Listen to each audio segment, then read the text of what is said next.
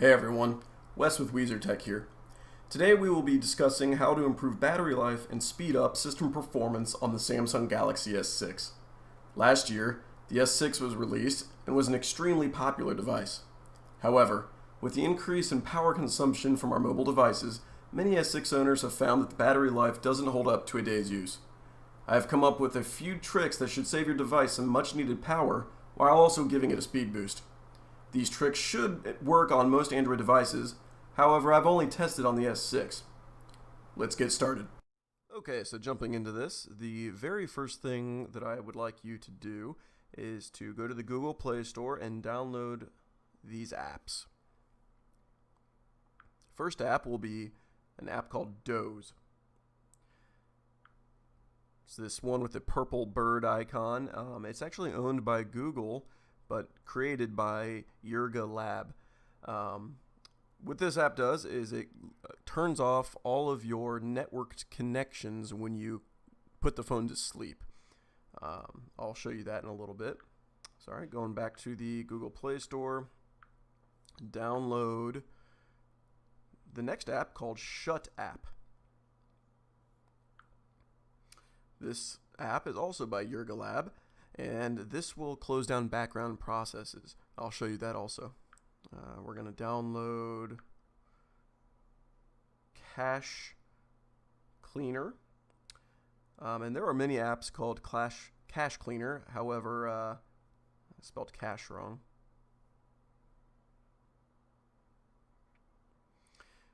However, this is my favorite only because it's very simple. So, light blue background with a blue icon for the brush there. Get that, and then the next app, if you're a gamer, if you like to game on your phone, you're definitely going to want this app. It's called Game Tuner. This one is actually direct from Samsung, and what it does is it launches games for you, and it can lower the screen resolution of the game to 1080p or even 720p, thereby increasing your battery life. Alright, and the last app that you want to download is called Nova Launcher. And this is a launcher, so it basically replaces TouchWiz on your device, so it's going to be your new home screen. And I find that it's a little bit quicker and a little bit more efficient when it comes to battery saving. And I like it because it's a lot more customizable than TouchWiz.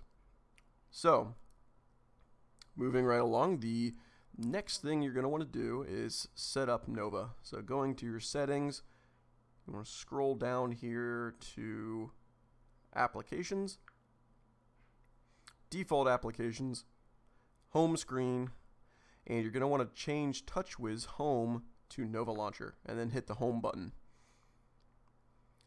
And I don't know if you noticed this or not, I have the same wallpaper for both launchers, but I am now on Nova. The setup of my home screen and dock is a little bit different. To access the Nova settings, you want to hold down on a blank space on the wallpaper and go to Settings. And here you'll find a lot of different settings regarding the look and feel of Nova and colors and desktop and all that kind of jazz. I'm not going to go into that in this review, but that's where you would want to go to set up Nova. Going back to the home screen, the next thing I'm going to show you is the app Doze. Doze here, the first thing I would recommend doing is going to whitelist apps. So these are apps that you do not want Doze to affect. You want them to run even while your phone is turned off or asleep in your pocket. You want them to have a network connection. So these are things like Google Allo, since I message people on there, Google Duo, since I video chat people on there. If they want to call me, I'll still be able to receive their call if it's turned off.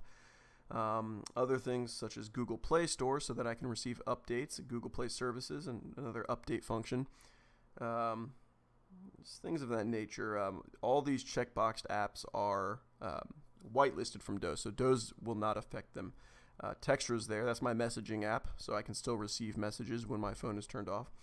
But then there's other apps such as American Airlines will use some data even while it's not turned on. So other apps like this, Amazon, things basically that I do not need accessing the network when I don't want them to, so when my phone is asleep. And that will save battery power. If you ever want to quit Doze, you can simply say quit, and it will basically go into day mode and it will be turned off. I always leave it on. I found that it saves my battery a little bit, not anything drastically, but enough to keep it on. The next app I will show you is Shut App, and this is probably the biggest battery saver I found. When I first downloaded this app, I had 64. It found 64 background apps running, draining my battery to about 48%. Right now I've got 5 apps running in the background at 3%. Let me show you something here. A lot of you may think, oh, well, that's simple. I can just, bring up my multi-window app and press close all. Well, in fact, you can close these,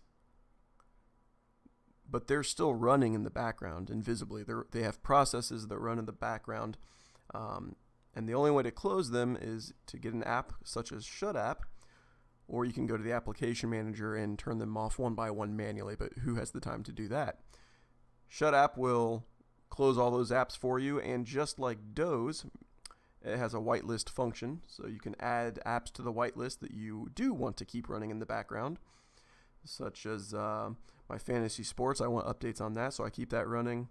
Samsung Pay services, I use Samsung Pay on my phone all the time. I want that to keep on running. My messaging app, so on and so forth. Moving on, Cache Cleaner is just what it sounds like. Unfortunately, this one, it does have an ad when you first load it.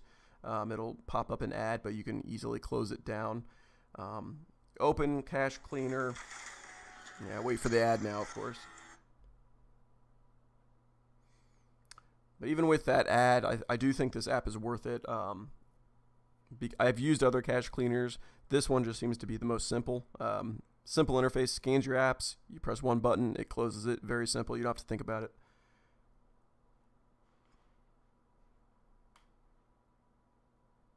So here we've got, it found my cache has 273 megabytes in it from YouTube, gallery, that kind of thing.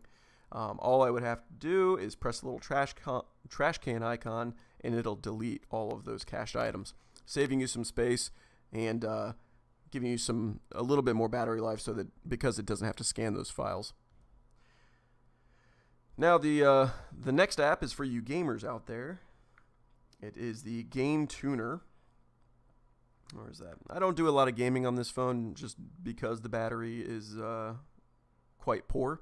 However, if you can't get away from playing games on your phone, I highly recommend this. I've got a few games on here. Don't really play them, like I said, but the nice thing about this app is you can tell it to basically be higher resolution or lower resolution, or to have a higher frame rate or a lower frame rate. Maximum quality is 100% resolution at 60 frames per second. Balanced, it turns the resolution down to about 75% and keeps the frames per second at 60. So on and so forth. I typically play at a balanced quality. I think that's pretty good. If you really want to save some battery power, you can go down to maximum power saving at 50% or 30 frames per second. And then you can also do smart. This is a new feature here. Let's go ahead and apply that. So it'll see my battery status, and it'll adjust accordingly. That's pretty nice. So, and then once you load your game, it'll adjust the settings of that game according to what you set the settings to. Pretty nice app if you're a phone gamer. But yeah, so those are the apps that I recommend downloading. Moving on to your device settings. If we scroll down from the top, you see Wi-Fi, Bluetooth, and location are all turned on. I have those turned on because I use Bluetooth headphones. I've got a smartwatch, and I use Google Maps to navigate around the city. I moved to a new city recently, and I still have no idea how to get around, so I'm constantly using my Google Maps. So I keep location on, I keep Bluetooth on, and I pretty much have Wi-Fi everywhere I go, so I keep Wi-Fi on.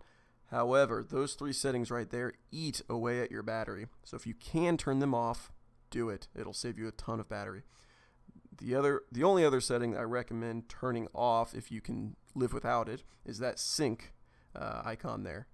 That sync icon, it constantly scans your emails, your texts, everything like that, to notify you when you have an update. I do get a lot of emails, I get a lot of text messages, so I want to make sure all that stays up to date, so I keep it on. I'm a heavy user. If you can get by without it, turn it off. The next thing I will show you is the brightness. Now, obviously, the brighter your phone screen is, the more power it's going to consume. But what a lot of people don't realize is this auto checkbox here that automatically adjusts your brightness depending on the room you're in or outside. That actually uses a little bit of battery power just having that auto feature enabled. There's a sensor on the front of the phone that is constantly scanning your environment to see what kind of brightness you require depending on where you're at. So if you turn that off, yes, you will have to set the brightness manually, but it will save your phone a good amount of battery. I recommend about this brightness right here. Halfway is still kind of bright, but I mean right here is really good for indoor setting. Outdoors you might want to turn it up a little bit, but I generally keep mine at right there, and that's pretty good for my uses. So the next thing is to change your background wallpaper. I recommend changing this to a black background. Now, mine is a carbon fiber background. It's still dark, so it works for me. But if you want to get the most battery saving potential out of your phone, put a pure black background there. The reason for this is these Samsung phones have AMOLED screens, and what that means is each pixel on this 1440p display will be generating its own light. So every time there's a color or something to be shown on the screen, every single pixel in that image is generating its own light. However, when you have a black image, those pixels turn off. So when those pixels turn off, it saves you battery power. Hence, why I recommend having a black background. Mine's dark, it's a carbon fiber background, but I like it. So to me, it's worth putting that on, even just the few white pixels on the screen, but whatever. But yeah, if you're wanting to get your full performance out of your phone, or sorry, the full battery saving feature there, put a black background on your phone.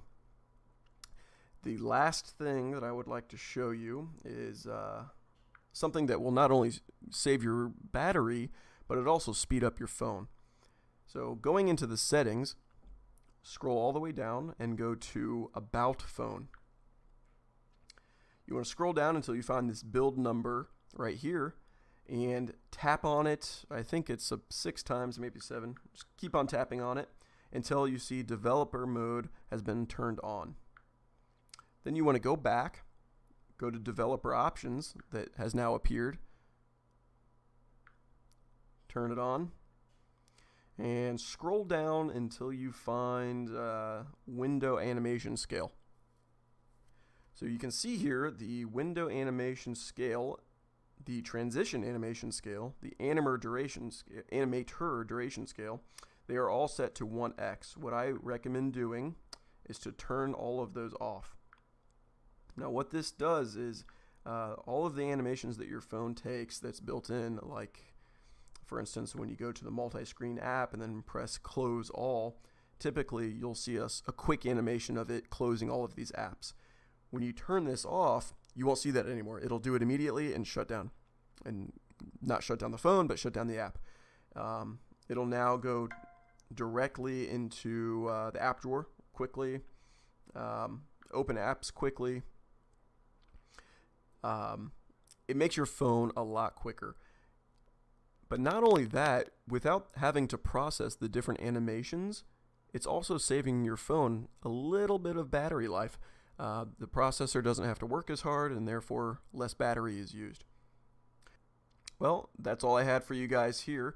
Keep a lookout for the Android 7.1 Nougat update for this phone. It should help to save battery power because it's adding a feature that will allow you to lower the resolution of your phone from 1440p down to 1080p or even down to 720p if you really want to get more battery performance out of this. Thanks everybody for watching. If you liked the video, please give me a subscribe down there, and I'll see you next time.